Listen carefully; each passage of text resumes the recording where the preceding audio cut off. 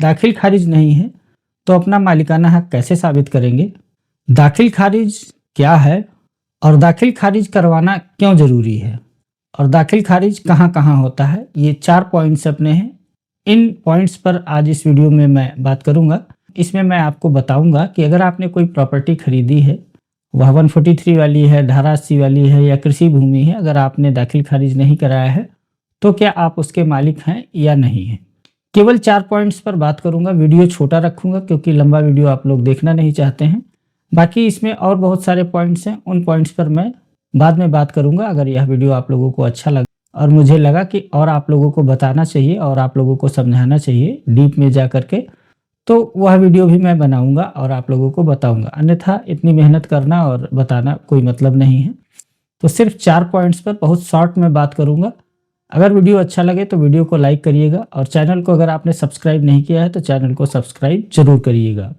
तो चलिए चलते हैं अपने टॉपिक की तरफ। पहला पॉइंट अपना है, दाखिल खारिज नहीं है तो अपना मालिकाना हक कैसे साबित करेंगे? अगर आपने कोई प्रॉपर्टी खरीद ली है और खतौनी में आपका नाम नहीं है तो आप अपना मालिकाना हक कैसे साबित करेंगे? काफ़ी लोग यहाँ पर परेशान होते हैं कि मैं मालिक कैसे हूँ? क्या कोई नियम है? क्या कोई लिखा पढ़ी है? कैसे हम साबित कर सकते हैं कि यह प्रॉपर्टी हमने खरीद ली है तो हम ही इसके मालिक हैं, खतौनी में नाम नहीं है तो भी? तो देखिए भैया, यहाँ पर जो खरीद बिक्री गवर्न की जाती है, वह की जाती है एक एक्ट के तहत जो पूरे भारत में लागू है, जिसको कहते हैं ट्रांसफर ऑफ प्रॉपर्टी एक्ट 1982, यानी कि संपत्ति अंतरण अधिनियम 1982। तो संपत्ति अंतरण अधिनियम 1982 की जो अध्याय 3 में धारा 54 है, उसमें क्या कहा गया है वह मैं आप लोगों को दिखाता हूँ और उसका स्क्रीनशॉट मैं यहाँ पर लगाता हूँ। आप लोग चाहें तो उसका स्क्रीनशॉट ले भी सकते हैं और देख भी सकते हैं। तो यहाँ पर इसमें खरीद बिक्री की परिभाषा दी गई है, वह मैं आपको पहले दिखाता हूँ। तो ये अध्याय 3 है और यहाँ पर कहा गया है, विक्रय की परिभाषा दी गई है कि यह बिक्री की परिभाषा आप लोग पढ़ लें। इसमें लिखा गया है, विक्रय की परिभाषा, विक्रय ऐसी कीमत के बदले में स्वामित्व का अंतरण है जो दे दी जा चुकी हो या जिसे देने का वचन दिया गया हो या जिसका कोई भाग दे दिया गया हो और किसी भाग को देने का वचन दिया गया हो। यहाँ पर ये देख सकते हैं, ये 2 लाइनें मैंने खींची हैं, इनके बीच में यह लिखा हुआ है। तो यानी कि बिक्री वह चीज है जिसमें पैसे का लेन देन हुआ हो या किसी कीमत को आपने चुकाया हो, उसको बिक्री यहाँ पर कहा गया है। तो जिसमें पैसे का लेन देन हो और पैसे का लेन देन करके आप किसी प्रॉपर्टी को ट्रांसफर कर रहे हैं, अचल संपत्ति को ट्रांसफर कर रहे हैं, क्रेता ने पैसा दे दिया और विक्रेता को प्राप्त हो गया है, तो इसको वहां पर बिक्री कहा जाएगा। अब आगे पढ़िए, आगे क्या कहा गया है। इसमें कहा गया है, विक्रय कैसे किया जाता है? ऐसा अंतरण जो 100 रुपए और उससे अधिक मूल्य की मूर्त स्थावर संपत्ति की दशा में या किसी उत्तर भोग या अन्य अमूर्त वस्तु की दशा में केवल रजिस्ट्रीकृत लेख द्वारा किया जाए। यानी कि जो 100 रुपए से अधिक की कोई संपत्ति है, कोई प्रॉपर्टी है और रजिस्ट्री करके जिसकी बिक्री की जाए, उसको यहाँ पर अंतरण या बिक्री कहा जाएगा और वह पूरी तरीके से वैध है। यहाँ पर ये कहा गया है। 100 रुपए से कम के मूल्य की अगर कोई प्रॉपर्टी है, उसके बारे में भी कहा गया है। 100 रुपए से कम मूल्य की मूर्त स्थावर संपत्ति की दशा में ऐसा अंतरण जो रजिस्ट्रीकृत लिखित द्वारा संपत्ति के परिधान द्वारा किया जा सकेगा। यानी कि 100 रुपए से मूल्य के अधिक की अगर प्रॉपर्टी है तो आपको रजिस्ट्री कराना पड़ेगा और रजिस्ट्री कराते ही आप उसके मालिक हो सकते हैं या हो जाएंगे।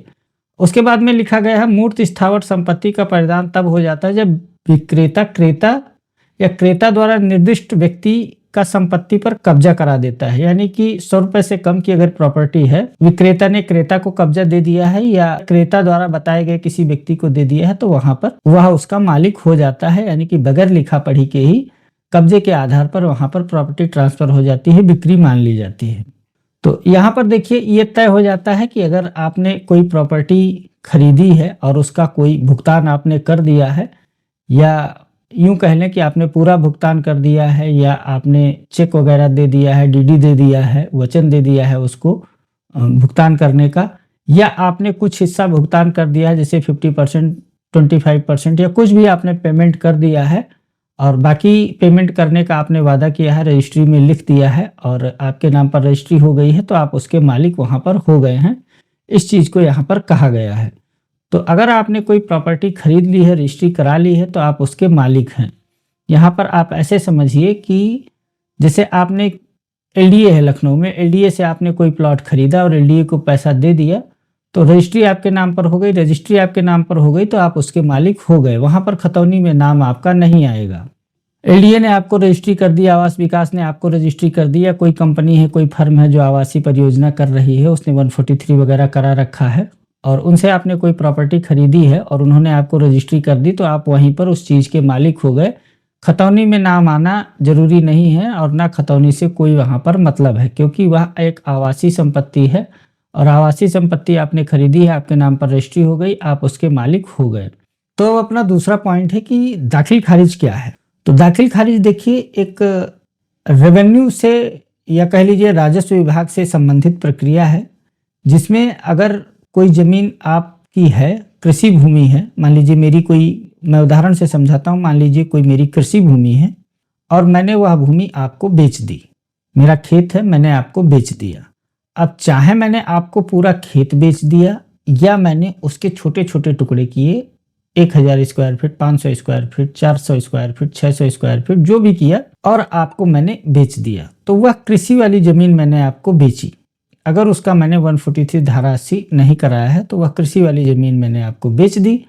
अब वहाँ पर आप दाखिल खारिज कराने जाएंगे, तो मैं पुराना मालिक था, तो मेरा नाम वहाँ से काट करके बैनामे के आधार पर, आप दाखिल खारिज का आदेश जब पढ़ेंगे तो उसमें देखेंगे कि बैनामे के आधार पर इनका नाम खारिज करके और इनका नाम दाखिल किया जाता है, ऐसा लिखा रहता है। वहाँ पर बैनामे के आधार पर मेरा नाम काट करके आपका नाम चढ़ा दिया जाएगा खतौनी में। वहाँ पर राजस्व डिपार्टमेंट में मैं मालिक, आप मालिक हो जाएंगे। तो मुझसे जब आपने ज़मीन खरीदी तो आप उसके मालिक हो गए। अब जो राजस्व विभाग राजस्व वसूलता है ज़मीन पर, खेती वाली ज़मीन पर जो भी लगता है, 2 रुपया 5 रुपया, अगर आप खतौनी में देखेंगे तो साइड में लिखा रहता है देय भू राजस्व, 2 रुपया 5 रुपया कुछ भी हो सकता है। तो वह अब जो लगान है वह क्रेता को देना है, विक्रेता की जिम्मेदारी वहाँ से खत्म हो गई। अगर विक्रेता अपना नाम हटवा करके आपका नाम नहीं चढ़वाएगा, यानी कि विक्रेता का नाम हट करके क्रेता का नाम नहीं चढ़ेगा, तो यह जो भू राजस्व है यह उन्हीं के नाम पर बना रहेगा जिसका नाम खतौनी में पहले से है।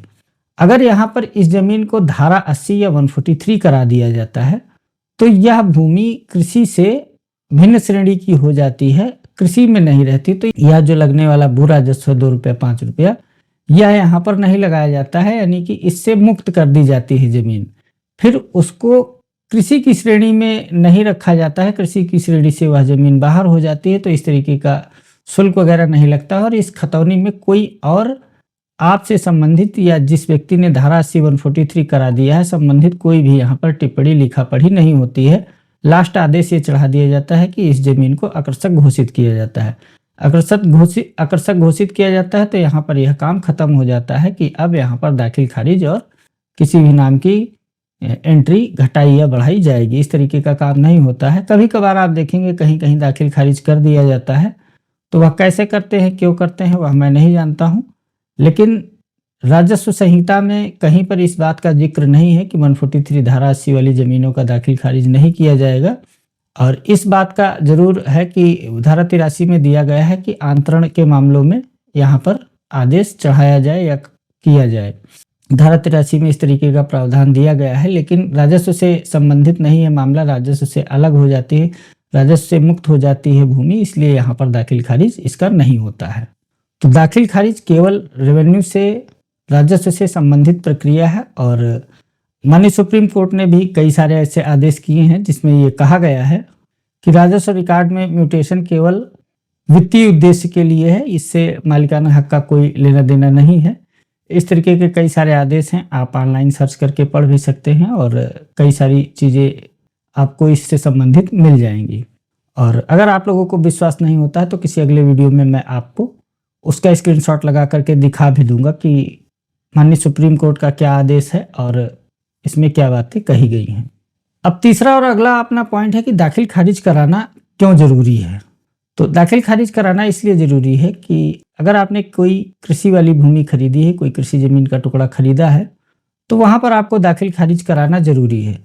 दाखिल खारिज जब आपके नाम पर हो जाएगा तो आपका नाम खतौनी में आ जाएगा, जो पिछला मालिक है उसका नाम वहाँ से हट जाएगा। आपको कोई लोन वगैरह लेना है या मान लीजिए किसान क्रेडिट कार्ड लेना है अगर आपकी बड़ी ज़मीन है, तो उसके लिए आपको आसानी हो जाएगी। जब भी आप जाएँगे तो आपसे लोन वगैरह लेने तो आपसे दाखिल खारिज माँगा जाएगा, या कोई सरकारी योजना परियोजना में आपकी ज़मीन का अधिग्रहण होता है, तो भी वहाँ पर खतौनी ही देखी जाती है। रेवेन्यू डिपार्टमेंट से वह रिकॉर्ड माँगा जाता है कि किसके नाम पर ज़मीन है, कौन इसका मालिक है, उसको मुआवज़ा दिया जाना है।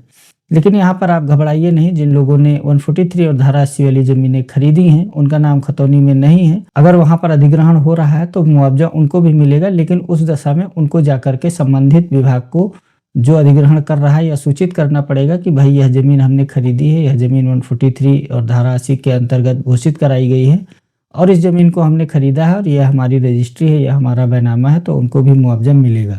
और सरकारी योजनाओं का लाभ लेने के लिए आपको दाखिल खारिज कराना बहुत ज़रूरी है। अगर आपने कोई कृषि वाली ज़मीन खरीदी है, अगर कृषि वाली ज़मीन खरीदी है तो ही आपके लिए दाखिल खारिज ज़रूरी है, अन्यथा आपके लिए कोई दाखिल खारिज ज़रूरी नहीं है। आपने अगर कोई ज़मीन खरीदी है, 143 वाली है, धारा 80 वाली है, तो आप दाखिल खारिज नहीं कराते हैं, तो उसकी कोई आवश्यकता नहीं है।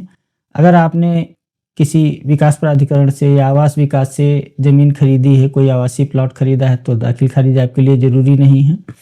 राजस्व डिपार्टमेंट में यह ज़रूरी नहीं है, लेकिन अगर आपने कोई जैसे एलडीए का प्लॉट खरीदा है, तो उनका अपना सिस्टम है। एलडीए के अंदर आवास विकास का प्लॉट खरीदा है, तो वहाँ पर उनका अपना सिस्टम है। वहाँ पर म्यूटेशन उनके डिपार्टमेंट में उस चीज़ का होता है, राजस्व डिपार्टमेंट में नहीं होता है। अगर आपने कोई 143 वाली और धारा 80 वाली ज़मीन खरीदी है प्राइवेट व्यक्ति से या प्राइवेट कंपनी से, तो उसका दाखिल खारिज आप कहीं नहीं करा पाएंगे। वो कोई रिकॉर्ड मेंटेन नहीं करते हैं और ना ही उसका रिकॉर्ड राजस्व विभाग में मेंटेन किया जाता है। तो उसके लिए अगर नगर निगम है तो नगर निगम में आप अपने प्लॉट को दर्ज करवा सकते हैं कि यह हमारा आवासीय प्लॉट है। जिला पंचायत, नगर पंचायत है तो वहाँ पर करा सकते हैं। नगर निगम है, नगर पालिका है तो आप वहाँ करा सकते हैं। वहाँ पर एज ए प्लॉट आप उसको दर्ज करवा सकते हैं और जब आप बेचेंगे तो वहाँ पर खरीदने बेचने वाले का नाम अदला बदली होता रहेगा। तो अगर आपने कोई प्लॉट खरीदा है तो उसका वो कहाँ से संबंधित है, आवास विकास से संबंधित है या एलडीए से संबंधित है या जो भी आपके शहर में प्राधिकरण है जहाँ से संबंधित हो, वहाँ पर म्यूटेशन आपको उसका करवाना चाहिए। अगला अपना पॉइंट है दाखिल खारिज कहाँ कहाँ कराया जाता है।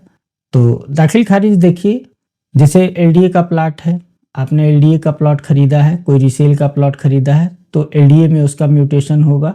राजस्व डिपार्टमेंट में उसका कोई दाखिल खारिज, कोई म्यूटेशन नहीं होगा। अगर आपने आवास विकास का प्लॉट खरीदा है तो आवास विकास में आपका ब्यौरा दर्ज किया जाएगा, वहाँ पर दाखिल खारिज होगा। अगर आपने कोई प्राइवेट बिल्डर से खरीदा है, नगर निगम के अंदर है तो नगर निगम में होगा, नगर पालिका के अंदर है तो नगर पालिका में होगा और नगर पंचायत में है तो नगर पंचायत में होगा। तो वहाँ पर आप अपना प्लॉट दर्ज करा सकते हैं और आगे जो भी खरीद बिक्री करेंगे वहाँ उसी के आधार पर म्यूटेशन होता रहेगा। राजस्व डिपार्टमेंट में किसी भी तरीके का कोई म्यूटेशन आपका नहीं होगा अगर आपकी आवासीय ज़मीन है, आवासीय प्लॉट है। अगर आपने कृषि भूमि का टुकड़ा खरीदा है, मान लीजिए कोई खेत है जिसको किसी ने टुकड़े टुकड़े करके बेचा है, प्लॉटिंग कर दी है, तो आपका राजस्व डिपार्टमेंट में दाखिल खारिज होगा और खतौनी में आपका नाम आएगा। अन्यथा खतौनी में आपका नाम नहीं आएगा और नहीं आता है तो कोई समस्या वाली बात नहीं है। आप रजिस्ट्री के आधार पर भी मालिक हैं। तो यहाँ पर 4 पॉइंट्स अपने पूरे होते हैं जो मैंने शुरुआत में 4 पॉइंट्स बताए। अगर दाखिल खारिज नहीं है तो अपना मालिकाना हक कैसे साबित करेंगे, दाखिल खारिज क्या है, दाखिल खारिज कराना क्यों जरूरी है और दाखिल खारिज कहाँ कहाँ करवाया जाता है। इन पॉइंट्स पर मैंने इस वीडियो में जानकारी दी है। वीडियो अगर अच्छा लगे तो वीडियो को लाइक करें, चैनल को सब्सक्राइब करें। मिलते हैं आपसे किसी अगले वीडियो में, तब तक के लिए नमस्कार, जय हिंद।